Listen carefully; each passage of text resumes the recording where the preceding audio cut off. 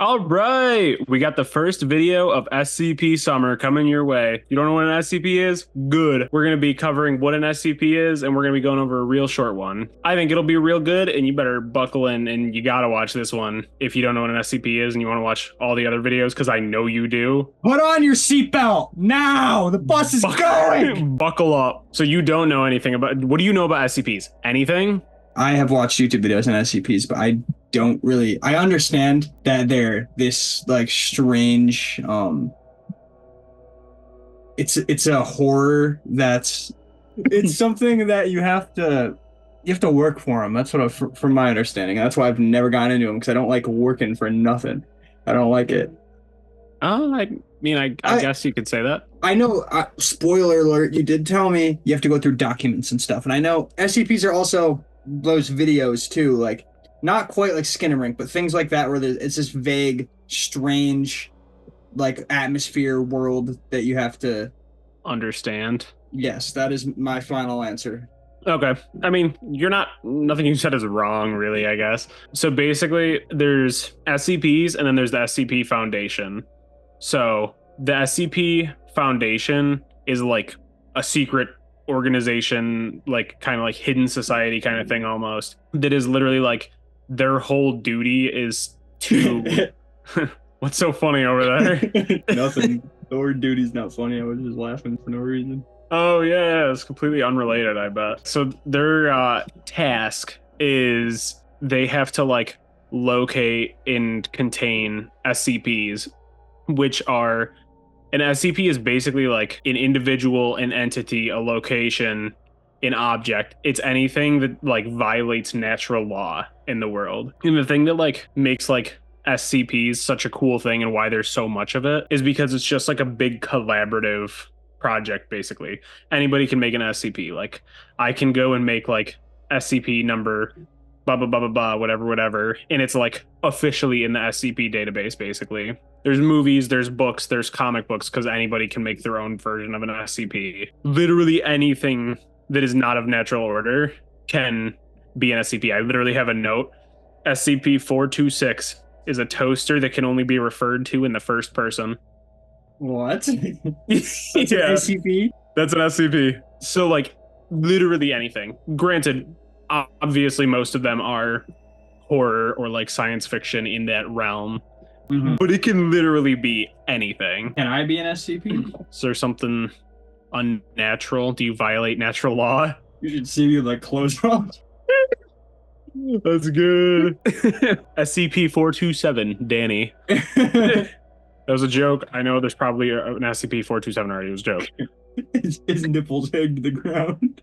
Ew. Yeah, so in SCPs, there are 13 different classes. I'm not going over them all right now. Way too much. We will deal with it as we go along. But yeah, so the SCP I have prepared today is SCP-1471, which we will get into. I will say... I only have like the document part of it.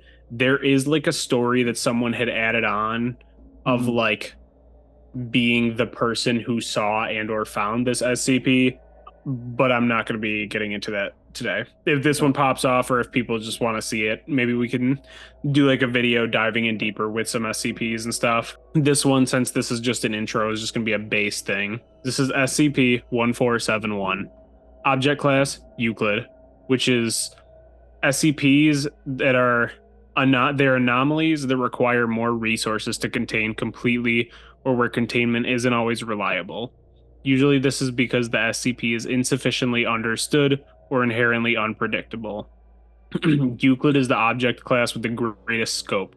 It's usually a safe bet an SCP will be this class if it doesn't easily fall into any of the other standard object classes.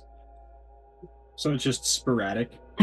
Yeah, so it's basically just like there's not necessarily an easy way to contain it or anything like that. Like it's just kind of like a lot of stuff. All right, so special containment procedures. All online application stores for mobile devices are to be monitored to prevent any inadvertent sales of SCP-1471. Suspected devices are to be targeted using self-uploading malware in order to disable the device until it can be seized by field agents. The description: SCP-1471 is a free 9.8 megabyte application for mobile devices named Mallow version 1.0 in online application stores. SCP-1471 has no listed developer and is somehow able to bypass the application approval process to go directly to distribution. SCP-1471 is also able to avoid removal by other program manager applications. Yeah, so this is also it'll like up in the top it says that they have to monitor what websites you go on to make sure you don't accidentally like someone doesn't like sell it to you without you realizing it. So hypothetically, there's people constantly looking out for this SCP. Yeah, that's like the whole SCP Foundation. Their like whole ass job is anything like that. They have to like Oh, okay. be fucking locked. After SCP-1471 is installed, no icons or shortcuts are created for the application. SCP-1471 will then begin to send the individual images through text messaging every 3 to 6 hours. I don't like where this is going. All images will contain SCP-1471-A, either within the background or the foreground. SCP-1471-A appears as a large humanoid figure with a canid-like skull and black hair. Dude, he's just a funky little guy. I don't like him. I think he's kind of adorable. Wait till you see him. There's a picture. Oh, of course there's a picture. What are we doing? Oh, I'm so excited. I can't wait. He's just a quirky little guy. So, during the first 24 hours following the installation of SCP-1471, the mobile device will receive images taken at locations commonly frequented by the individual. No. So, like, basically, like, so your first 24 hours, he's going to send you, like, text messages of, like, him at your house and at your work. Like, anywhere you go a lot. Okay? In the local Pizza Hut, even, maybe. If you go there, you going to the local Pizza Hut a lot? You don't want to know. All right. Maybe your local Pizza Hut's an SCP. He does use the first person. After 48 hours, the mobile device will receive images taken at locations that were recently visited by the individual. So, after 2 days, you're going to start getting like if you went to Wegmans, you're getting a Wegmans. You're getting a Walmart, you're getting a Walmart. You know what I mean?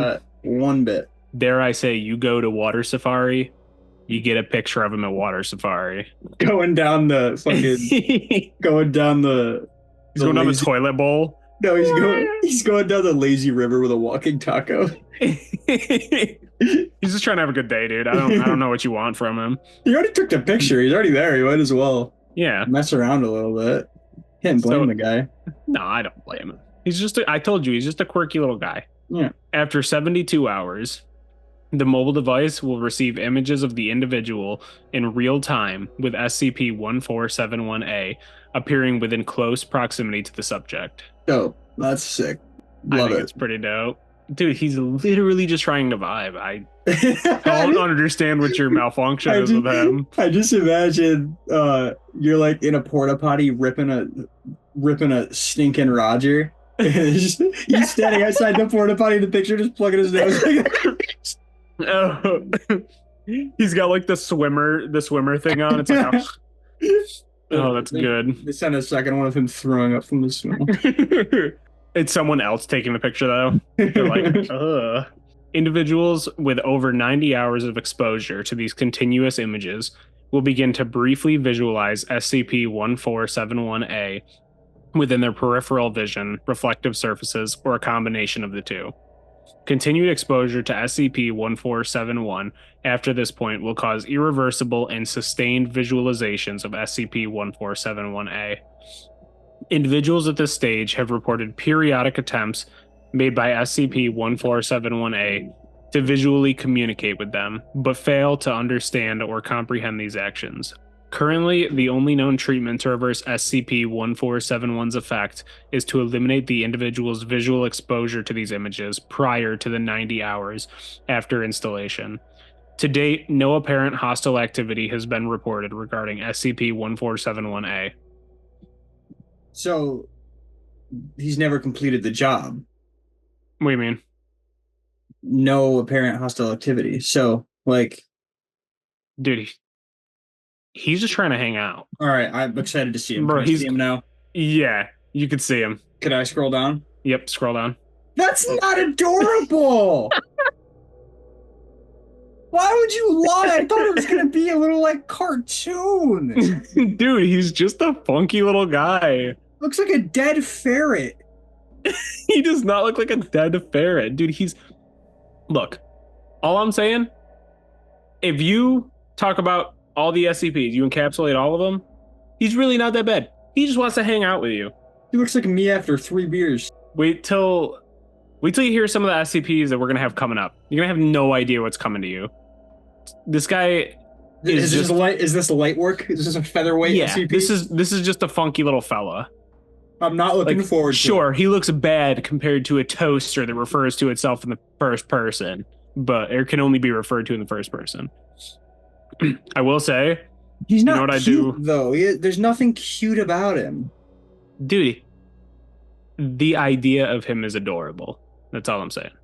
He has no nose. However, I will say, I'm going to go to Google real quick, search up SCP-1471, because I'll tell you, the furry community went wild with this one. Oh my god. Yeah. Why? I don't know. Why would they do that? I don't know. What the? Why does it have boobs? They gave it boobs and butts.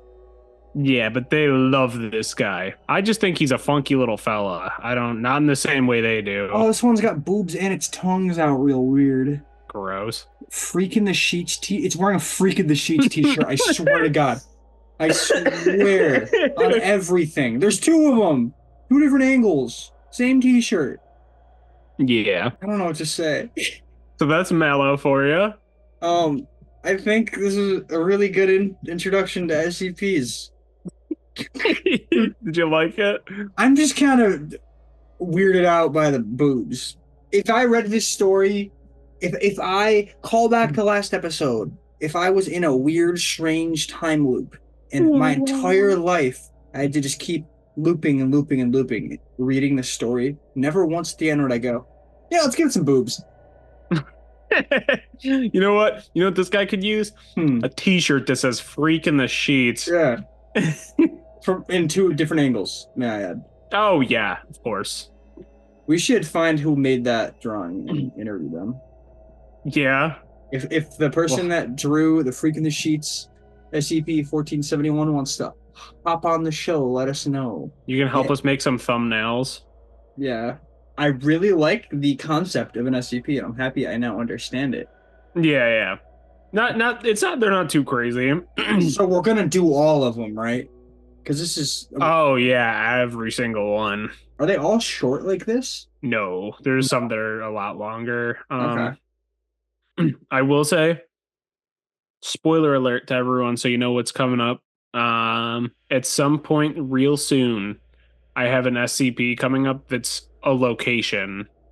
So we're going to deal with one of those, because obviously those ones are very interesting because it's a lot harder to contain an entire location as opposed to a funky little friend that hangs out in your phone. Bye.